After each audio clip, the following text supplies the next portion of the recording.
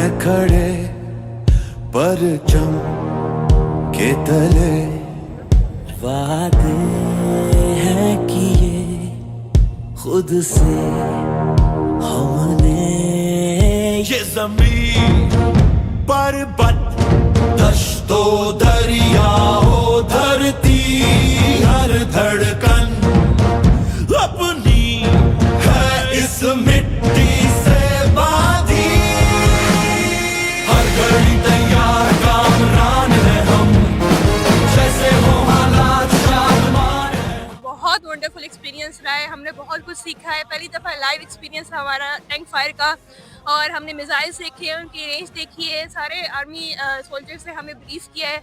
It was a wonderful experience. Army के खिलाफ अगर प्रोपेगेंडा के बारे में पता चल जाए तो हमें फेक न्यूज़ का पता चलता है तो हमें उनके ऊपर बिल्कुल भी कान नहीं धरने चाहिए। हमें जो भी इंफॉर्मेशन मिलती है हमें पहले उसके बारे में अच्छे से मालूमात निकालनी चाहिए, देन उसके ऊपर कोई भी बात करनी चाहिए। पता चला कि पाकिस्तान आर्मी की लाइफ कितनी मुश्किल है और वो ट्रेनिंग किस तरह से करते हैं बेसिकली, और हमें इक्विपमेंट्स के बारे में काफ़ी कुछ इन्फॉर्मेशन मिली इनकी।